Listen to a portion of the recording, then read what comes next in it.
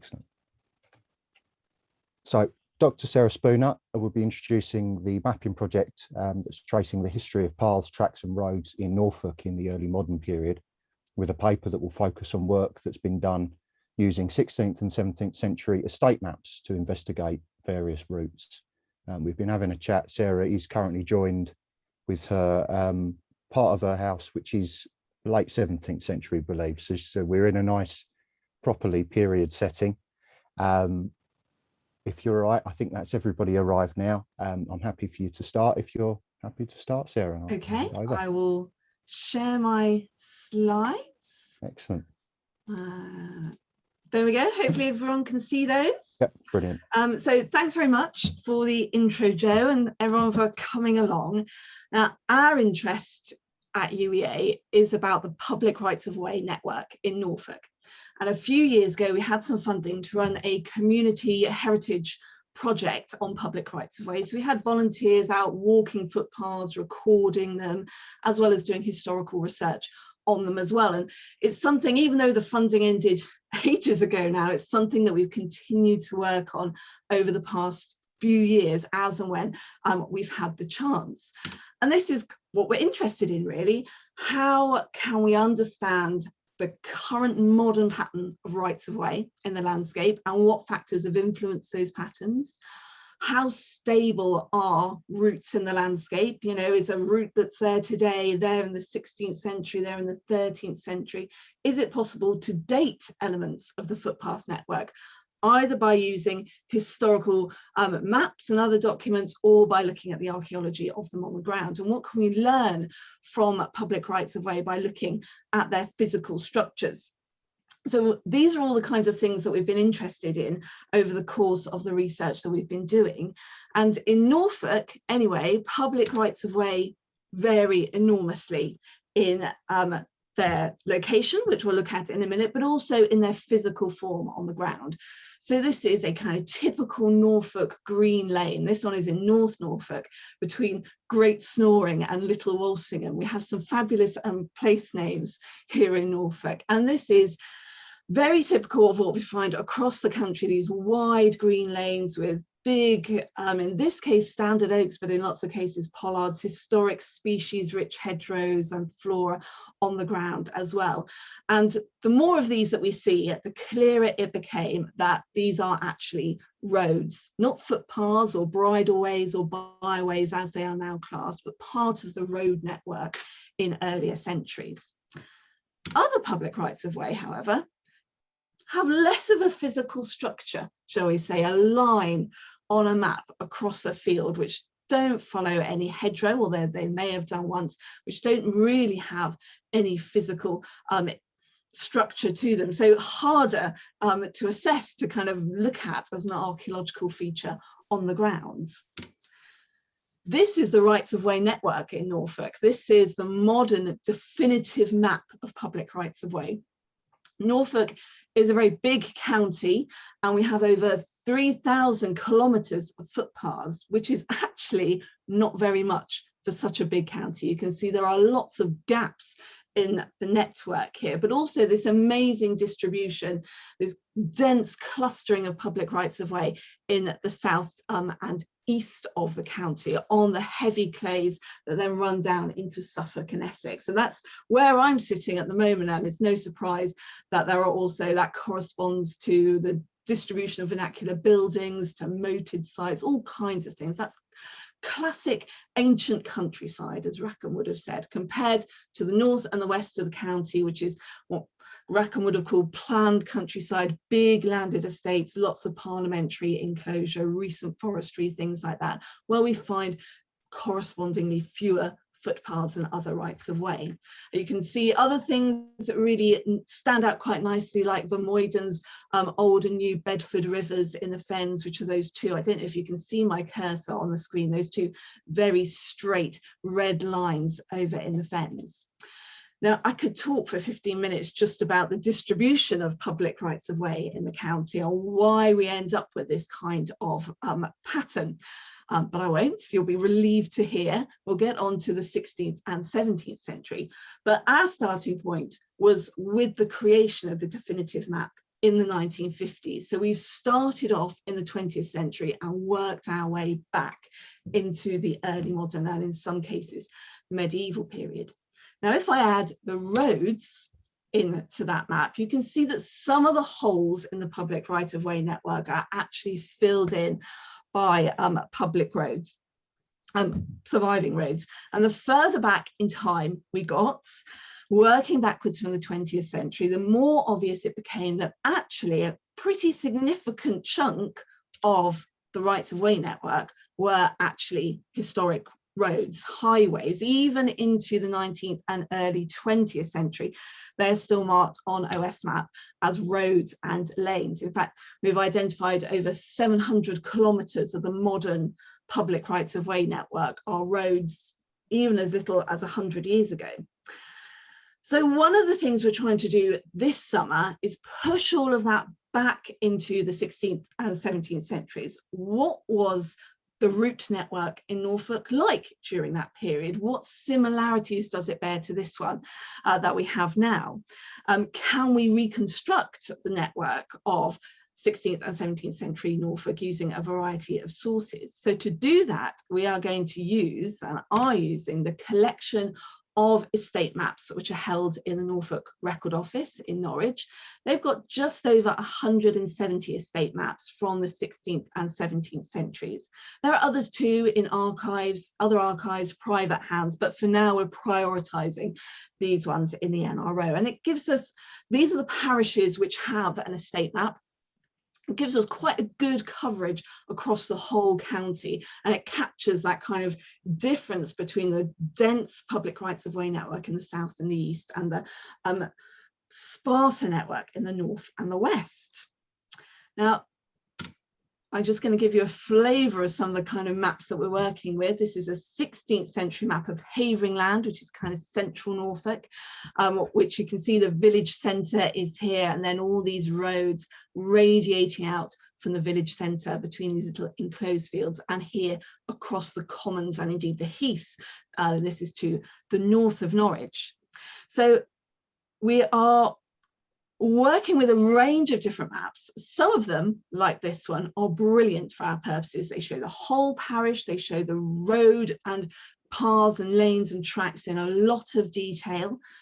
Here's another really nice one. This is Hillington from 1592, which is a really clear example of an estate map from this period. And again, you can see the main roads running through the village and between the open field furlongs, and then these tracks kind of wandering and meandering across the open field strips and some of the other enclosures as well. So we've got some amazing maps in that collection which are really helpful for understanding the distribution of routes, rights of way, whatever we want to call them, in the 16th century.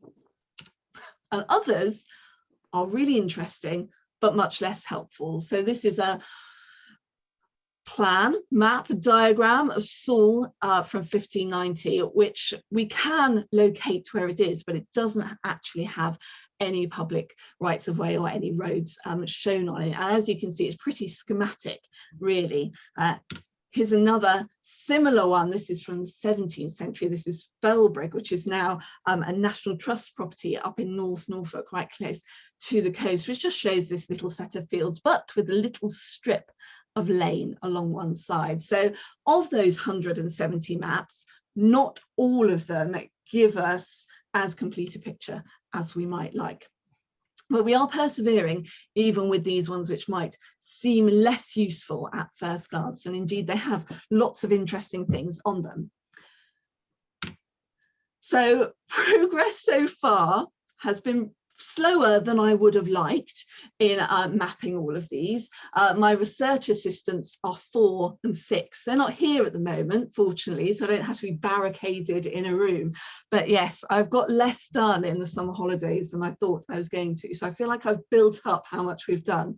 So the next slide shows you how much we've done.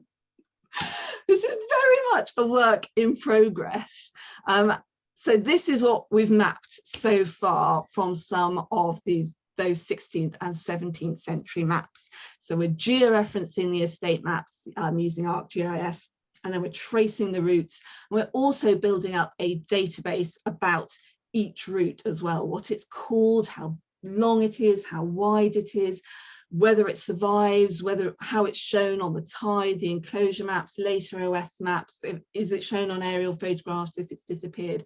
So we're creating a database which tries to glean as much information about each route as we possibly can.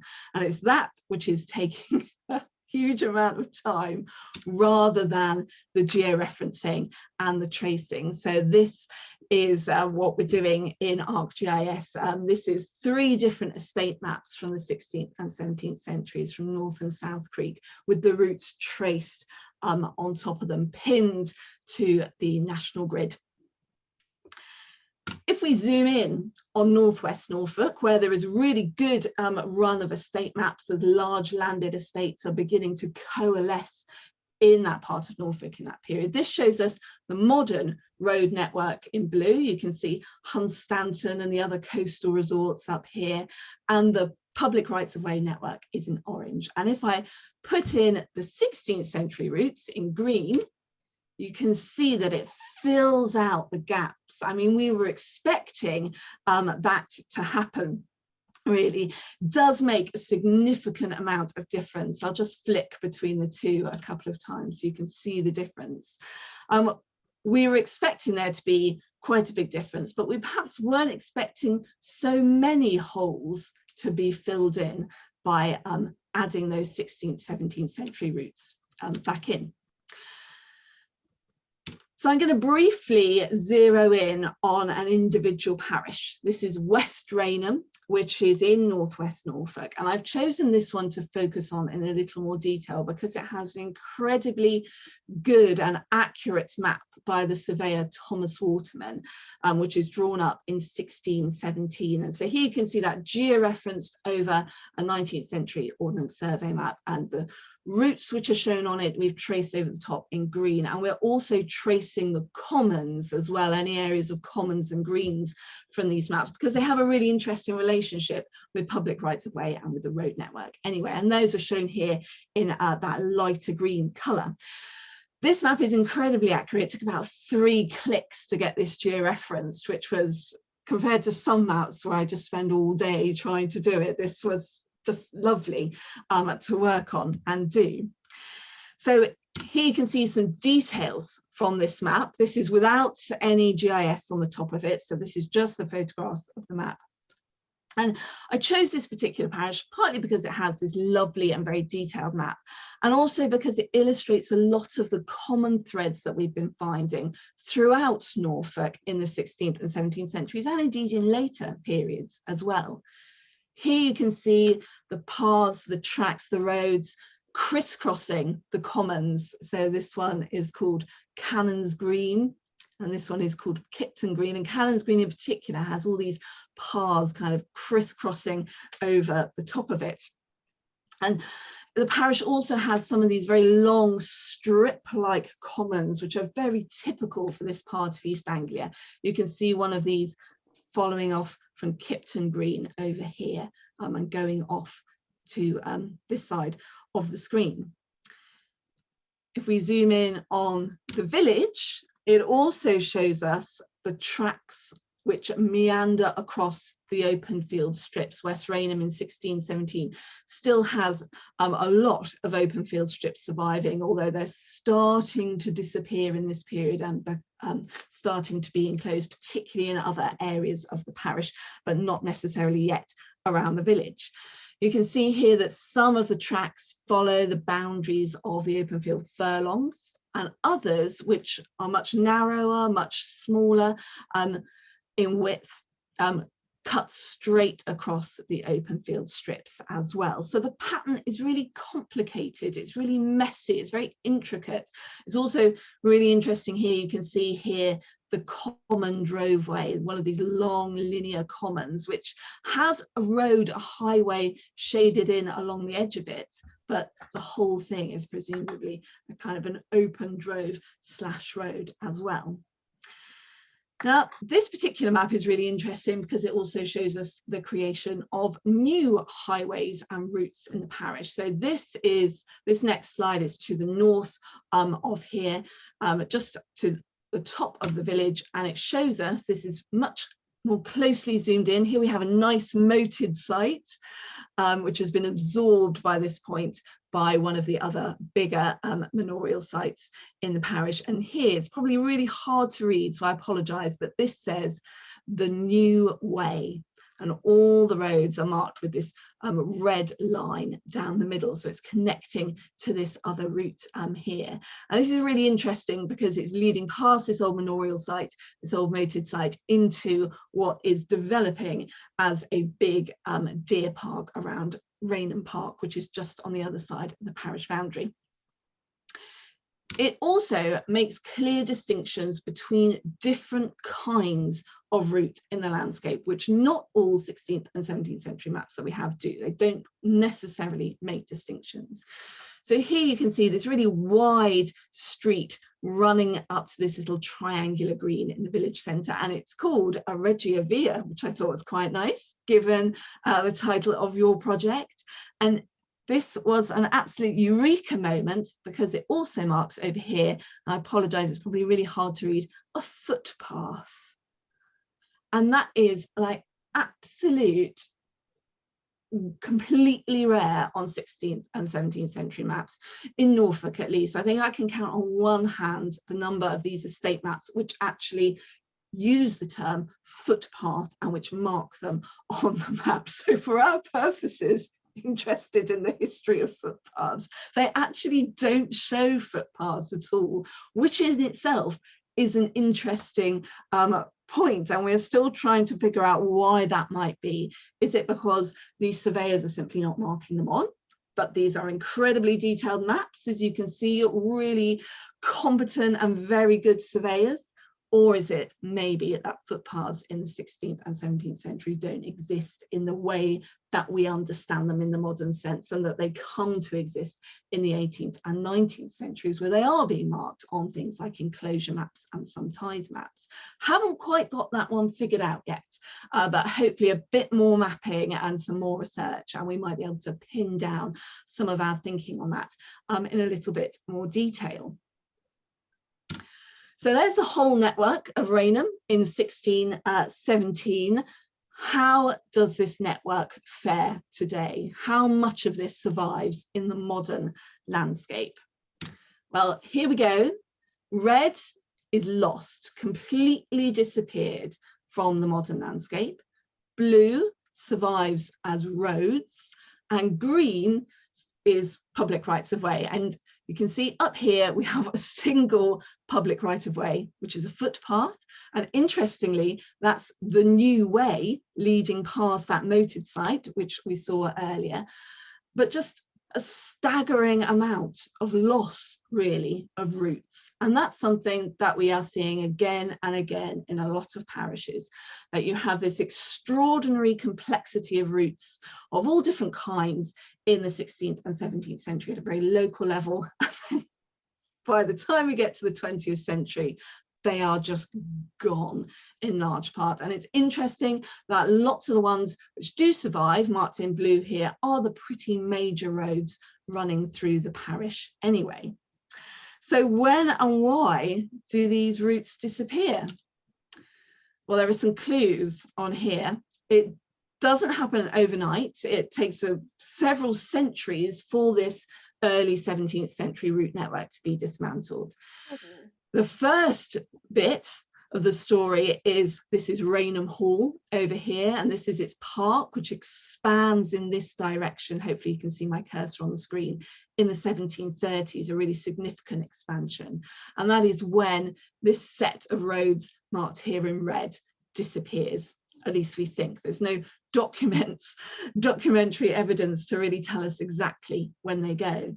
Then in 1821, there's a Parliamentary Enclosure Act, but most of the open fields have gone by that point. They've already been enclosed, so the Enclosure Act deals largely with the remaining commons and those crisscrossing paths that we looked at earlier. So that's these ones over here, and these ones over here, and these ones too. And then in 1939, you can see on this 1946 aerial photograph the massive airfield that's constructed in Rainham.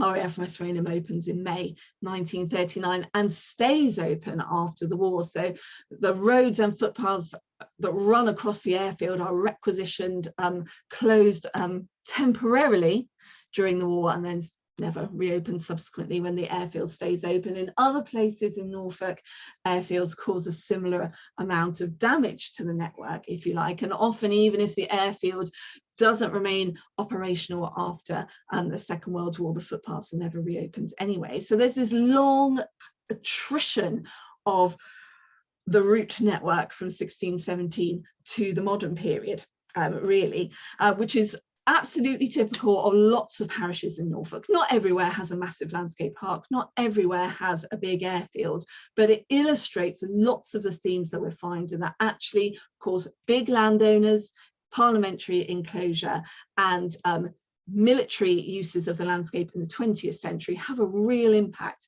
on the distribution of rights of way, and of course on roads as well.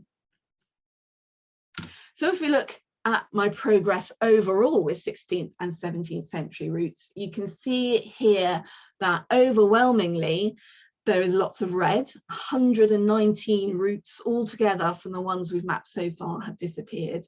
98 survive as roads, and just 29 survive as public rights of way. So it's not very many, really. You know, the tendency seems to be it either survives as a road, a modern kind of road tarmac that I can drive down on Google Maps until I can get there, or it disappears from the landscape altogether. And that's really interesting, actually, for our purposes, even though we're actually interested in the public rights of way. So next, we're going to obviously carry on with all of this mapping, try and get more of a handle on some of those themes and some of those issues. And also we are starting the very slow process of sifting through the Norfolk Quarter Sessions, which has a really good broad coverage for the whole period. We are going to get stuck into things like inquisitions, ad quod damnum, and other documentary evidence relating to some of these parishes and places. And we've already done a lot of work on 18th and 19th century enclosure acts and road closure orders, and we need to kind of bring all of that data together to get a really good handle on what's happening. And we're also going to, hopefully in the autumn, if we're allowed out again, do a lot of field work as well. So this particular example is called Narrow Lane in Tibenom. It's still a footpath, and here you can see it shown on this very nice map of 1640. So this is not far away from me, actually, here in South Norfolk. You can see it is in fact a very narrow lane in 1640, and here you can see the little footpath running down the middle, but it's actually a quite substantial feature running side to side with the ditches on either side. And when the hedgerows are in leaf, they are of course kind of old coppice stalls and quite species rich hedgerows as well. So when we get more of a handle on how many have survived as public rights of way, we're going to get out there and see what they're like on the ground. So this is very much work in progress. And yeah, I hope you found it interesting, and I will stop talking now. I've got no idea what the time is. I hope I haven't run over time too much. Oh, a little bit. Sorry, Joe, you should have told me to shut up. I'll stop sharing my screen. No, there was no way we were going to stop you there, Sarah. I think you got some applause there, very well deserved. Thank you so much. Brilliant talk. I think we've all got questions. I know I've got a few. It's just lovely to, I think, when you've got a work in progress like that, to see how things are developing, and hopefully we'll get to see how they move forward. And I got a good sense of how far you've come, and it seems like you've got a lot of work left. So good luck, I suppose, is the main thing. I think this idea of the community and the landscape being so important to when you're thinking about roads and pathways, you know, whether it's enclosures or the commons, and the role of, say, these manors, and then even later on, you know, like the airfields and things, that kind of actually inseparability of the network of roads and pathways from that wider community is really striking. So I think it's going to be really interesting to see when you get into those written documents, what comes up, and sort of attitudes towards them and things. So I've got a couple of questions, but I'd rather hear from other people. So is that Michelle? Yeah, lovely. Ask away. That was a really interesting talk. It was very fascinating. And yeah, it was great to hear about these routes. At the start, you were talking a little bit about the distribution, and then you came back to it a little bit with talking about how like the routes tend to survive if they become roads nowadays, but not so much otherwise. And I was just wondering if you could talk for 15 minutes about the distribution. I quite like that. And why some of them preserve and some don't. Just a bit more, like, is it just use, or does geology play a factor? You were saying that there's a bigger cluster where you get the clays. Yeah, could you just talk a bit more about that? I'd love to hear more. Of course. Let me share my screen again so we can look at the distribution map. Let me go and find it. There we go. So yeah, whether they survive or not from the 16th century is an interesting one. I mean, if we fill in the network up here, I mean, it's much fuller in the 16th and 17th century. And there are fewer estate maps down here, but an interesting question is the network in the north and the west as dense in the 16th and 17th century as it is now in the south and the east? I think it is, but the interesting question will be, is it even denser in the south and the east? And I've been doing some work in Suffolk for a group who I'm talking to later this week, and actually the loss of routes in North Suffolk, so just down here where my key is staggering, really, the number of footpaths which have vanished from that landscape, even since the 1880s. So I think that although we could fill in a lot of these gaps, these distribution patterns would still be observable on a map of the 16th and 17th centuries if we could map the whole county. And I think what we're seeing, of course, is the impact of parliamentary enclosure in particular, and also the activities of great landowners in the 18th and 19th centuries as well.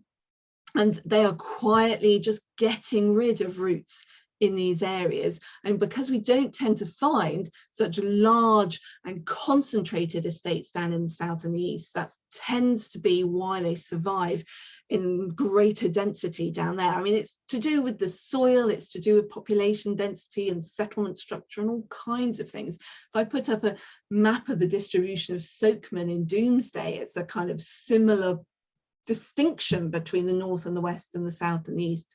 So there's all kinds of things going on, and I think that the distribution of roads and public rights of way reflects those kind of environmental reasons, but also those really deep, old kind of social tenurial kind of distinctions in the county as well, if that makes sense. You can also see the Pedder's Way running down here, picked up occasionally as fragments of bridleway and paths and things like that, which is the Roman road that runs kind of across Norfolk, which is really interesting. The Norfolk County Council have a real panic in the 1930s under the once a highway, always a highway kind of idea that they're going to have to tarmac the Pedder's Way, and they get really worried about it.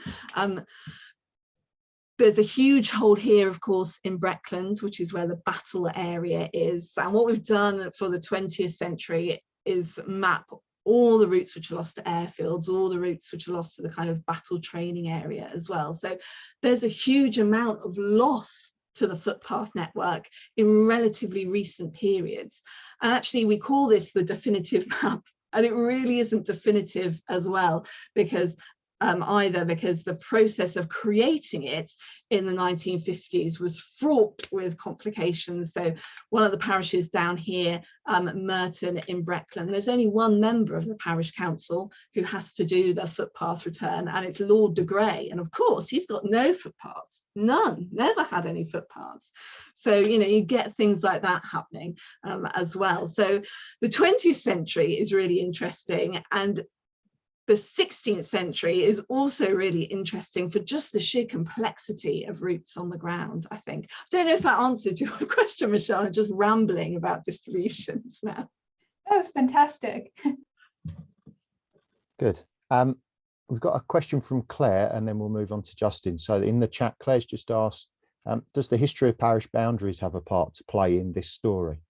Yes, it does, because some roads and paths follow parish boundaries, or parish boundaries follow the roads and paths, you can kind of start to see the kind of almost the stratigraphy of how these networks are created in relation to other features like parish boundaries. So what we've been trying to do as well, so I've got too many things going on, is trying to map the connections between parish boundaries and these kinds of routes as well. And there is a relationship, particularly in the south of the county, where parish boundaries are clearly following routes, which of course suggests that the routes are earlier than the parish boundaries, which is really interesting, which I haven't really talked about very much today. So I've been focusing on the 16th, 17th century, but Claire, I will email you about that. Good. Justin? Cool. Yeah, that was a really interesting question as well. Two questions. The definitive contemporary route map that you showed us, did you have to vectorize that yourself, or does every local authority have a magical shapefile of their path? Every local authority has a magical shapefile, and most are really nice, and when I explain what I'm doing, we'll give it over. So that's from Norfolk County Council, who are one of our partners in the original project. Cool. There's a fantastic website called, I can't remember it now, which is typical, isn't it? But it's called, there's a guy who goes around collecting the shapefiles from definitive maps. I can't find it now, Justin, but I can email it to you, and he's put loads of them online, kind of open access, so you can download Suffolk or Essex or Derbyshire or wherever. Cool, excellent. Yeah, that was a side point. So my main question is, you've started to hint at this already, but you've been very much talking about paths and rights of way from a supply side, kind of side. You've hinted at the demand side from the different soil types and tenures and things. But I wonder if you could just talk about that a bit more. You know, are there things that you might talk about, like regional economies being more dependent or more or less dependent on sheep, locations of mills, and rights of way going towards waterways, less rights of way when you've got more waterways, for example, that kind of thing? No, you're absolutely right. And it's really interesting the way in which this seems to reflect some of those. So the north and the west of the county in this period is lots of open field, lots of big areas which devoted to, you know, sheep corn husbandry. So there's a lot of sheep in Breckland as well. There's lots of sheep and folding and the huge open commons and heaths that survive there as well. Whereas, and not many farms, and the settlements tends to be clustered into nucleated villages. And so there's no, it's almost like in some cases there's no need to have all these paths meandering all over the place, because the mill is in the village, all the farms are in the village, you know, everyone's in one place and they're just using the big roads to get around. Whereas in some areas, you know, it's completely dispersed, and there's a mill over there and a gravel pit over there, and that way's the river, and you know, they, by necessity, the structure of the landscape means that they need more paths to get from place to place and to kind of use every aspect of that landscape. Does that make sense? Yeah, yeah, definitely. And I think that those structures are much older than the 16th and 17th century, and it's when and how do these paths come into existence to serve that, you know, what comes first, which is really interesting but also really tricky.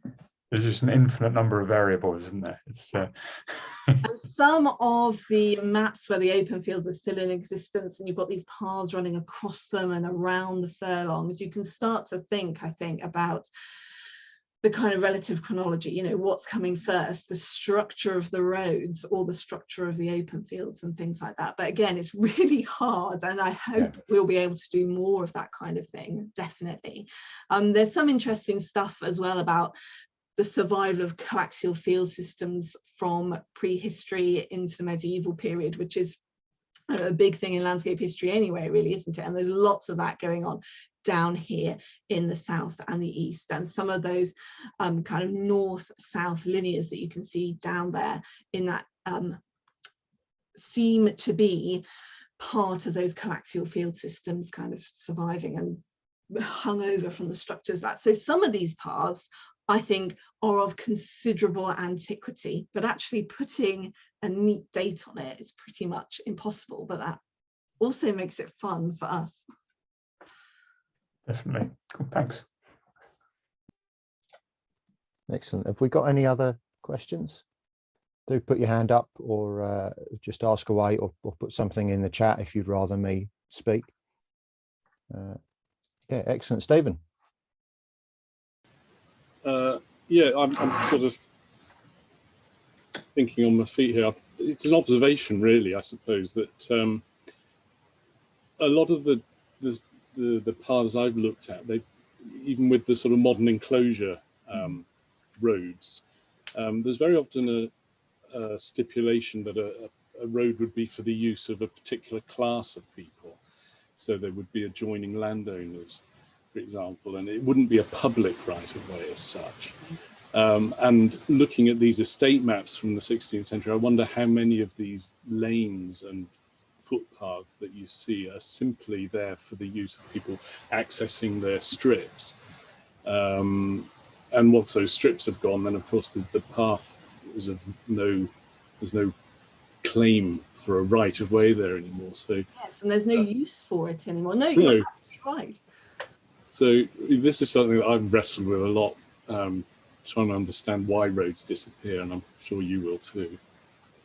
Yes, I think it's really interesting, and I think, I mean, we talk about public rights of way because that's kind of modern parlance, but they have a very different conception, I think, in the 16th and 17th century about public, what constitutes a public right of way. And I'm coming to the conclusion that, you know, you can walk where you like to some extent, and as long as you're not making a nuisance of yourself and ending up in front of the quarter sessions, it's okay.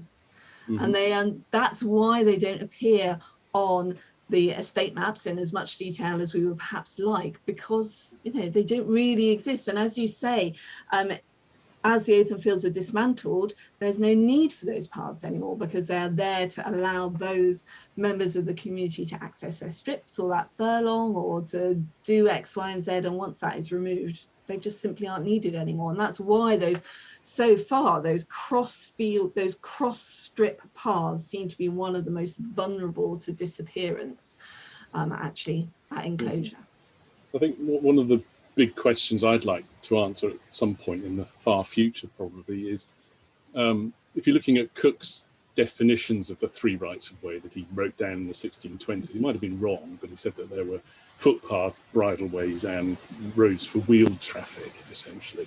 But it's these via regia, the wheeled traffic routes, which are the only ones which, according to other legal texts, were in existence from time immemorial between market towns. But of course, the network of market towns changed. So if you create a new market, you then automatically create a right of way with a wheeled vehicle from that market to anywhere else you might want to go. There doesn't seem to be any sort of clear answer to that I've seen. No, I haven't seen one either. And I think the footpath network, or the tracks and lanes as they exist, you know, are flexible. There's one map that we've got from the 1590s, which I didn't include here, but some of the tracks on it are marked sometimes a highway and presumably sometimes not, which is quite interesting as well. So yeah, I think there's a lot of flexibility and a lot of movement, I guess, instability, I suppose, sometimes in local networks at that kind of parish-based level. And one year you might walk over that way, and then the next you might take another direction. Anyway, thank you very much. Really enjoyed it. Very good. We've got a question in from James, which I'll just read out. So you've touched on this, I think, but are there identifiable long distance routes that are distinguishable? And if so, how do they differ from more local routes? So the long distance routes, I think there are, but in terms of rights of way, they're not very visible on my distribution map because they tend to survive as roads. So those really long roads, you know, what is now, well, it's not now, but the old A11 and things like that, the Roman roads which are still in existence, like the road from Norwich south down into Suffolk, you know, they're still important roads in the 16th century period as they are now, really. So in terms of public rights of way, long distance routes are not very visible, but they are in terms of the road network, if that makes sense. I hope that answers your question, James. It's only the Pedder's Way is a kind of weird peculiarity in Norfolk, I think, in terms of it being a redundant Roman road, which is still largely visible as rights of way. Good. And we've got a question in from Kevin, which I think might be the last one, actually, if that's all right with everybody, because I think you've answered lots of fantastic questions, Sarah, but I'll put this to you from Kevin. So the hugely varied types of landscape and geography play into the structure of these rights of way. The more intensive areas in the southeastern region of Norfolk could potentially seem that way in comparison to the more central northeastern region, being the location of the Broads, causing a lower incidence of pathways. Yeah, is that okay to put to you? So. Yeah. And the Broads are weird, really, in this period. The question of public rights of way alongside the Broads is a kind of still a very vexed question in Norfolk, and certainly there are far fewer rights of way in the Broads than there are in other parts of the county, definitely. For reasons we haven't fully explored yet, but they've seemed to come into existence much later periods than the 16th and 17th centuries. Very interesting. Very interesting. I think that is if anyone does have a quick question, then do ask it away. But otherwise, I think you've answered lots and in lots of detail as well, Sarah. So thank you for fielding those. It's been really lovely having you along, and certainly I think I speak for all of us when we say we're excited to see where your research goes eventually, once you've got your research assistants back. Well, when they're 18, maybe. Yeah. We'll see. There we go. That's exactly how it should go. Plenty of years of training ahead of you to do. But thank you very much. If everyone wants to give a virtual round of applause or thumbs up. Thank you. Thank you so much for coming along, and we eagerly await to see where we go from here. But best of luck with everything. Okay. Good. Right. I'm going to kick you all out now.